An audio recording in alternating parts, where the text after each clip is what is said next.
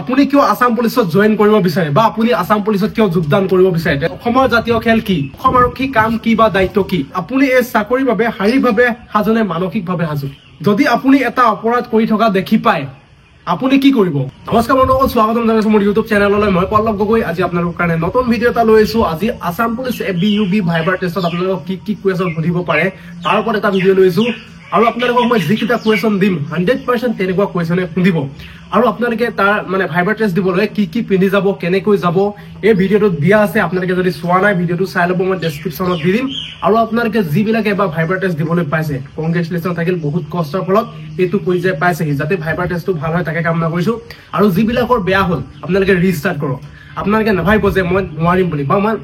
নাপাম বুলি মোৰ কপালতে নাই তেনেকে আপোনালোকে নেভাবিব আপোনালোকে ৰিষ্টাৰ্ট কৰক আপোনালোকে দুখ নকৰিব আৰু মানে যিটো গ'ল সেইটো গ'ল আকৌ কিন্তু ঘূৰি নাহে গতিকে যিটো আহিব নৱেম্বৰত যিটো নতুন ভেকেন্সি আহি আছে তাৰ কাৰণে প্ৰেক্টিছ কৰক আপোনালোকে কষ্ট কৰিছিলে কিন্তু আপোনালোকৰ কষ্টটো চাগে সেই ভাইবাৰ টেষ্ট যিকেইজনে দিবলৈ পাইছে সিহঁততকে চাগে অলপ কম হ'ল একো নাই আকৌ ৰিষ্টাৰ্ট কৰক কৈছে নহয় যেতিয়ালৈকে আপোনালোকৰ বয়স আছে তেতিয়ালৈকে আপোনালোকে যুঁজি যাওক মাত্ৰ আপোনালোকে মানে ভাবিব লাগিব যে মই পাৰিম বুলি যেতিয়া মদম পুৰা মনত ভাবি ল'ব মই ল'ম বুলি তেতিয়া আপোনালোকে সেই কামটো কৰিব পাৰিবই গতিকে বলক এতিয়া ভাইবাৰ টেষ্ট কি সুধিব পাৰে কুৱেশ্যন আলোচনা কৰোঁ বন্ধুসকল পোনপ্ৰথমে আপোনালোকক ব্যক্তিগত প্ৰশ্ন সুধিব আপোনালোকৰ নামটো সুধিব আপোনালোকক যদি সিংগল যদি নামটো সুধে তেন্তে আপোনালোকৰ নিজৰ নামটো ক'ব আমুক তামুক তেনেকৈ কৈ যাব আৰু আপোনালোকক যদি কয় পৰিচয়টো দিয়া তোমাৰ পৰিচয়টো দিয়া বুলি যদি আপোনাক কয় তেন্তে আপোনালোকে ক'ব যে প্ৰথমতে আপোনাৰ নামটো ক'ব তাৰপিছত পিতৃ মাতৃৰ নাম ক'ব তাৰপিছত গাঁও চহৰৰ নাম ক'ব তাৰপিছত আপোনালোকৰ স্কুল কলেজৰ নাম ক'ব যিখনত পঢ়িছিলে তাৰপিছত আপোনালোকে ক'ব শিক্ষাগত অৰ্হতা সেইখিনি ক'লে হ'ব আৰু লাষ্টত ক'ব যে মই অসম আৰক্ষী চাকৰিত যোগদান দিবলৈ ইচ্ছুক কাৰণ সমাজ সেৱা কৰিব মই বিচাৰো তেনেকে আপোনালোকে ক'লেই হ'ল বন্ধুসকল আসাম পুলিচ ভাইবাৰ টেষ্টত আপোনালোকক কি কুৱেশ্যন সুধিব পাৰে গতিকে মই লিখি লৈ আছো আপোনালোকক মই কৈ দিম আপোনালোকে নোট কৰি ল'ব পাৰে পোনপ্ৰথমে আপোনালোকক মানে ব্যক্তিগত প্ৰশ্ন সুধিব প্ৰথমতে আপোনালোকৰ ফাৰ্ষ্ট কুৱেশ্যনটো হৈছে আপোনাৰ নামটো কি আপোনালোকক প্ৰথমতে এইটো সুধিব পাৰে তাত 2 নম্বৰত আহি গ'ল আপোনাৰ ঘৰ ক'ত তেনেকে আপোনালোকক 2 নম্বৰ কুৱেশ্যনটো সুধিব পাৰে আৰু 3 নম্বৰ কুৱেশ্যনটো আপোনাৰ শিক্ষাগত অৰ্হতা কি আৰু 4 নম্বৰত আহি গ'ল আপোনাৰ বিদ্যালয় কলেজৰ নাম কি আৰু 5 নম্বৰত আহি গ'ল আপুনি আজৰি সময়ত কি কৰে আপোনালোকে সেই সিংগুলকে তেনেকে সুধিব পাৰে আৰু 6 নম্বৰত আহি গ'ল আপোনাৰ পৰিয়ালৰ কিমানজন সদস্য আছে 6 নম্বৰত আপোনালোকে তেনেকে সুধিব পাৰে আৰু 7 নম্বৰত আপুনি কোনটো বিষয়ত বেছি আগ্ৰহী মানে আপুনি কি কৰি ভাল পায় আপোনাৰ লক্ষ্য উদ্দেশ্য আপুনি কি কৰি ভাল পায় কি গেম খেলি ভাল পায় বা যি কৰি ভাল পায় আপোনালোকে সেইখিনি ক'লেই হ'ল এই কুৱেশ্যনটো কিন্তু ইম্পৰ্টেণ্ট হয় আপোনালোকে ভালদৰে শুনি ল'ব ঠিক আছে আপুনি কিয় আসাম পুলিচত জয়েন কৰিব বিচাৰে বা আপুনি আসাম পুলিচত কিয় যোগদান কৰিব বিচাৰে তেনেকে যদি আপোনালোকক যদি সোধে আপোনালোকে আনসাৰ দিব ভেৰি ইম্পৰ্টেণ্ট হয় এইটো আপোনালোকে মনত ৰাখিব মই অসম আৰক্ষীত যোগদান কৰিব বিচাৰো কাৰণ মই জনসাধাৰণৰ সেৱা কৰিব বিচাৰো আৰু আপোনালোকে ক'ব সমাজত আইন শৃংখলা ৰক্ষা কৰাটো মোৰ কাৰণে গৌৰৱৰ কথা তেনেকে আপোনালোকে ক'লেই হ'ল আৰু আপোনালোকক অসম আৰক্ষী সম্পৰ্কীয় প্ৰশ্ন সুধি দিব পাৰে প্ৰথম কুৱেশ্যনটো আপোনালোকে সুধিব পাৰে অসম আৰক্ষী কাম কি বা দায়িত্ব কি অসম আৰক্ষী কাম কি বা দায়িত্ব কি বুলি যদি সোধে তেন্তে আপোনালোকে আনসাৰ দিব অসম আৰক্ষী মূল দায়িত্ব হৈছে ৰাজ্যত আইন শৃংখলা ৰক্ষা কৰা আৰু অপৰাধ দমন কৰা আৰু জনগণৰ সুৰক্ষা প্ৰদান কৰা তেনেকে আপোনালোকে ক'লেই হ'ল আৰু 2 নম্বৰত সুধিব পাৰে আপোনালোকক অসম আৰক্ষী মহাপৰিদৰ্শক কোন বৰ্তমান এতিয়া ডিজিপি কোন তেনেকে আপোনালোকক যদি সোধে আপোনালোকে মাননীয় লগাই দিব মাননীয় হৰমিত সিং ছাৰ 2025 চনৰ জানুৱাৰী মাহত দায়িত্ব গ্ৰহণ কৰে তাৰ আগত কোন আছিলে বুলি যদি সোধে জিপি সিং ছাৰ তাৰপিছত 3 নম্বৰত সুধিব পাৰে অসম আৰক্ষীৰ মূল মন্ত্ৰ কি আপোনালোকে সকলোৱে জানে জনহিত জনসেৱাৰ্থী তাৰপিছত 4 নম্বৰত সুধিব পাৰে অসম আৰক্ষী ইতিহাসৰ বিষয়ে তুমি কি জানা আপোনালোকক যদি সোধে অসম আৰক্ষী ইতিহাসৰ বিষয়ে তুমি কি জানা বুলি যদি অকমান কোৱাচোন বুলি যদি কয় তেন্তে আপোনালোকে ক'ব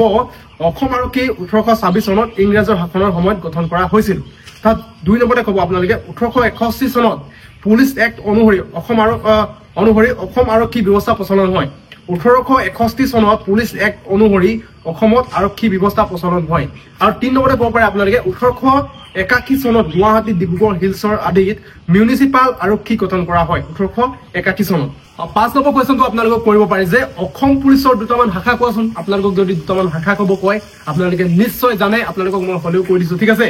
APRO Assam police radio' organisation তাৰপিছত আহি গ'ল আসাম ৰিভাৰ পুলিচ অৰ্গেনাইজেশ্যন তাৰপিছত 3 নম্বৰত আহি গ'ল ফায়াৰ এণ্ড ইমাৰ্জেঞ্চি ছাৰ্ভিচ তাৰ 4 নম্বৰত আহি গ'ল ক্ৰিমিনেল ইনভেষ্টিগেশ্যন ডিপাৰ্টমেণ্ট CID ঠিক আছে ইমানকেইটা যদি দুটা হ'লে আপোনালোকে দুটা ক'লে হ'ব বেছিকে কৈ নিদিব বেছিকে যদি কৈ দিয়ে অভাৰ স্মাৰ্ট বুজাব তাৰপিছত 6 নম্বৰত আহি গ'ল আপোনালোকক অসম আৰক্ষী বিশেষ বাহিনীৰ বিষয়ে তুমি কি জানা অসম আৰক্ষী বিশেষ বাহিনীৰ বিষয়ে তুমি কি জানা ব্লেক পন্থাৰ বিষয়ে অলপ কৈ দিব পাৰে অসম আৰক্ষী এলাৰ্ট কমাণ্ডো বাহিনী যি আধুনিক অস্ত্ৰ আৰু প্ৰযুক্তিৰে সজ্জিত এই বাহিনী সন্ত্ৰাসবাদী কাৰ্যকলাপ দমন আৰু VVIP সুৰক্ষাৰ বাবে দায়িত্বপ্ৰাপ্ত সিমানখিনি ক'লে হ'ল ব্লেক পন্থাৰ বিষয়ে ঠিক আছে আৰু 7 নম্বৰত আপোনালোকক প্ৰশ্ন কৰিব পাৰে যে অসম আৰক্ষীৰ মুখ্য কাৰ্যালয় ক'ত অৱস্থিত। আপোনালোকে এইটো আনসাৰ দিব, আপোনালোকে সকলোৱে জানে নিশ্চয়, আপোনালোকৰ কাৰণে এইটো এই দিলো, গতিকে আপোনালোকে কমেন্ট কৰি পিনে জনাব, ঠিক আছে। আৰু 8 নম্বৰত আপোনালোকক শুনিব পাৰে অসম আৰক্ষী কিছুমান গুৰুত্বপূৰ্ণ পদক্ষেপ বা প্ৰযুক্তি সম্পৰ্কে কিবা জানা নেকি, কোৱাচোন বুলি যদি কয়, ফাৰ্ষ্ট আপোনালোকে ক'ব crime and criminal tracking network and system, আৰু দ্বিতীয়তে ক'ব পাৰে আপোনালোকে মিছন বসুন্ধৰা চিকিউৰিটি, আৰু 3 নম্বৰত আপোনালোকে ক'ব পাৰে যে নাগৰিকৰ সুৰক্ষাৰ বাবে বিভিন্ন হেল্পলাইন নম্বৰ চালু কৰা হৈছে। আপোনালোকে ইমান কিটা ক'লে হৈ যাব। আৰু আপোনালোকক 9 নম্বৰ কুৱেশ্যনটো কৰিব পাৰে যে আছাম পুলিচ এক্ট কেতিয়া প্ৰচলিত কৰা হৈছিল। অলপ আগতে আপোনালোকক আনসাৰটো ক'লো, ইয়াৰ আনসাৰটো আপোনালোকে জনাব বুলি আশা থাকিল। আৰু আপোনালোকক 10 নম্বৰত সুধিব পাৰে যে অসম আৰক্ষীত কিমানটা বেটেলিয়ন আছে। অসম আৰক্ষীত মুঠতে FPBN আছে 27টা আছে, আৰু টাস্ক ফোৰ্চ আছে 4টা, আৰু কমাণ্ডো বেটেলিয়ন আছে 6টা, আপোনালোকে নিশ্চয় জানে। আৰু আপোনালোকক 11 নম্বৰত সুধিব পাৰে যে অসম আৰক্ষী প্ৰথম বেটেলিয়নটো ক'ত আছে। অসম আৰক্ষী প্ৰথম বেটেলিয়নটো আপোনালোকে ক'ত আছে নিশ্চয় জানে, শিৱসাগৰ লিগিৰি পুখুৰী। আৰু 12 নম্বৰটো ভেৰি ইম্পৰ্টেণ্ট কুৱেশ্যন হয়, AB আৰু UB মানে কি, সেইটো আপোনালোকে নিশ্চয় জানে। ABUB কৈ থাকে,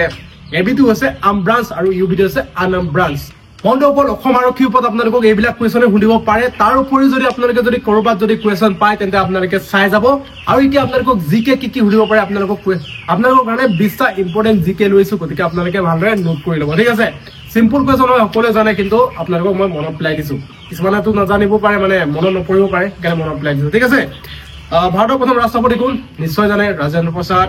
2 নম্বৰতে আপোনালোকক সুধিব পাৰে অসমৰ প্ৰথম মুখ্যমন্ত্ৰী কোন, গোপীনাথ বৰদলৈ। 3 নম্বৰ কুৱেশ্যনটো হৈছে অসমৰ ৰাজ্যিক পশু কি, এশিঙীয়া গড়। সকলোৱে জানে, কিন্তু চিম্পল হয়, মানে এইবিলাক নৰ্মেল, এইবিলাক জানিবলগীয়া কথা হয়। এইবিলাকে জিকে মানে আপোনালোকক ভাইবাত সুধিব। পচলতে দাঁত ভাঙে বুলি না কি বুলি কথা এষাৰ আছে অসমীয়াত, গতিকে তেনেকুৱা হৈ যাব, গতিকে আপোনালোকে এইবিলাক চাই যাব। 4 নম্বৰত আছে ভাৰত কেতিয়া স্বাধীন হৈছিল, 15 আগষ্ট 1947, সকলোৱে জানে। 5 নম্বৰত আহি গ'ল আপোনালোকক অসমৰ ৰাজ্যিক ফুল কি, কপৌ ফুল।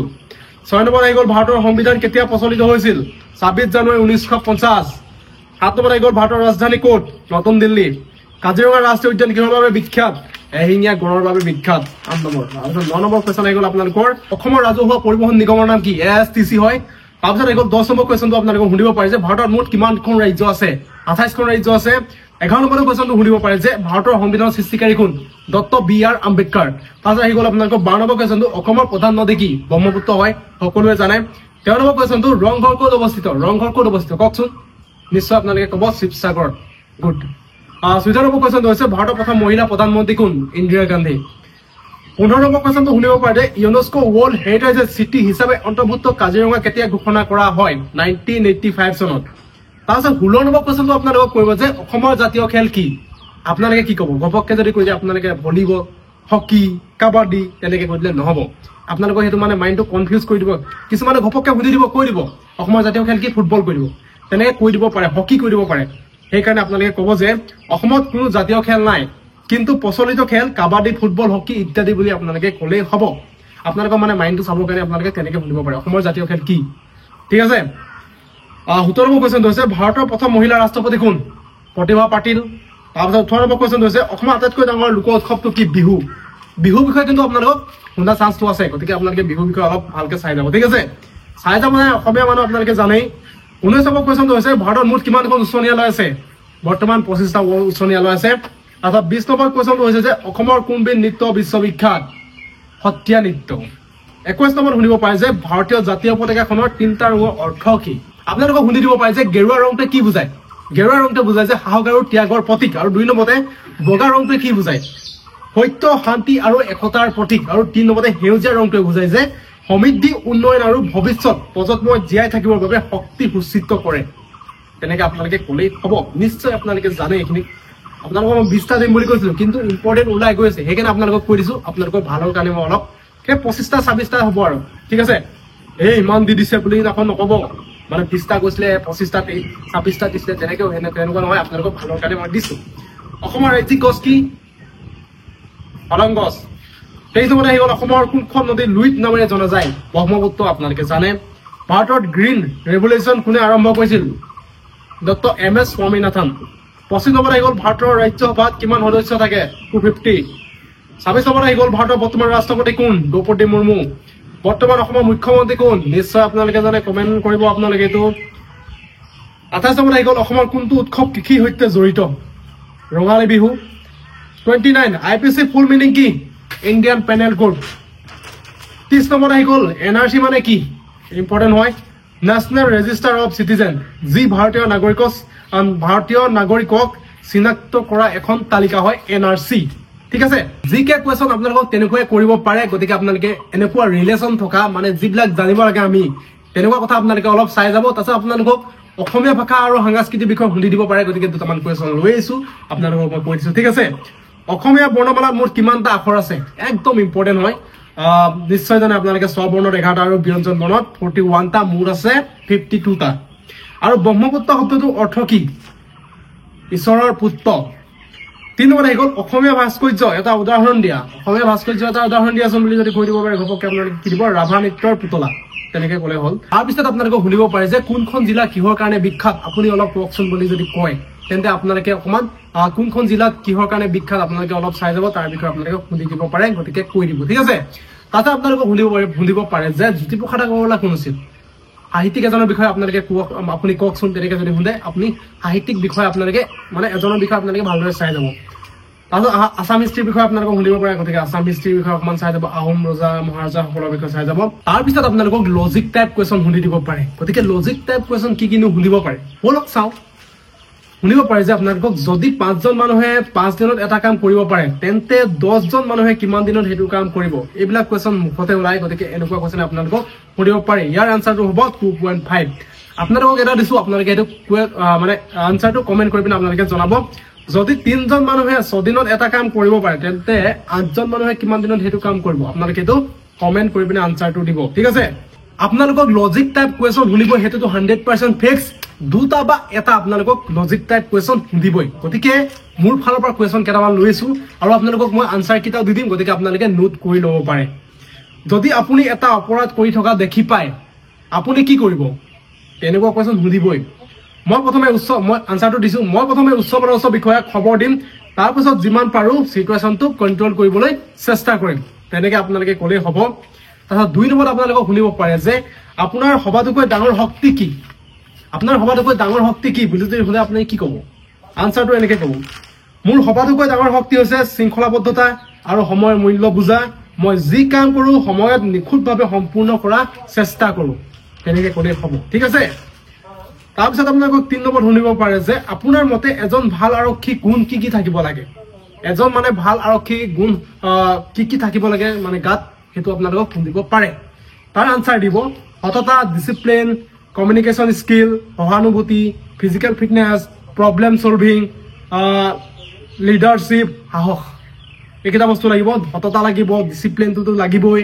কমিউনিকেশন স্কিলটো লাগিব সহানুভূতি লাগিব ফিজিক্যাল ফিটনেস লাগিব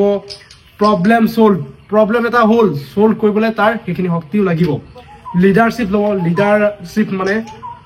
টিমটো চলাব পৰা এনেকুৱা লিডাৰশিপটো লাগিব আৰু সাহসটো লাগিবই অবভিয়াসলি তাৰপিছত আপোনালোকক কুৱেশ্যন কেইটামান দি দিছো আনসাৰ আপোনালোকে নিজে বনাই ল'ব ঠিক আছে আপোনালোকক মই কুৱেশ্যন কিটা দিছো আপোনালোকে কিটা আনসাৰ নিজে বনাই ল'ব আপোনাৰ আদৰ্শ কোন 2 নম্বৰ আহি গ'ল আপোনাৰ যদি জনতা ক্ষুব্ধ হৈ আৰক্ষীৰ বিৰুদ্ধে প্ৰতিবাদ কৰে আপুনি কি কৰিব 2 নম্বৰ কুৱেশ্যন 3 নম্বৰ কুৱেশ্যন হৈছে আপুনি এই চাকৰিৰ বাবে শাৰীৰিকভাৱে সাজনে মানসিকভাৱে সাজু নিজে বনাব এইকেইটা আপুনি যদি এখন দুৰ্নীতিগ্ৰস্ত পৰিৱেশত কাম কৰে কি কৰিব আপুনি কি কৰিব এইকেইটা কুৱেশ্যন আপোনালোকে নিজে সাজি ল'ব যদি নোৱাৰে আপোনালোকে কমেন্ট কৰি জনাব মই নেক্সট ভিডিঅ'ত দি দিম ঠিক আছে বন্ধুসকল মোৰ ফালৰ পৰা আজি আপোনালোকক এইখিনি কুৱেশ্যন আনসাৰ দিলো গতিকে এইখিনি যিখিনি দিছো আপোনালোকে ভালদৰে চাব ভালদৰে প্ৰিপাৰেচন কৰক আৰু আপোনালোকে মই দিয়াৰ উপৰিও আৰু বেলেগ কুৱেশ্যন আপোনালোকে চাই থাকিব এইকেইটা আহিব বুলি মানে কোৱা নাই তেনেকে কোৱা নাই মানে এইকেইটাই শুনিব যে সেইটো নহয় এইকেইটা মানে প্ৰায় 100 চান্সটো আছে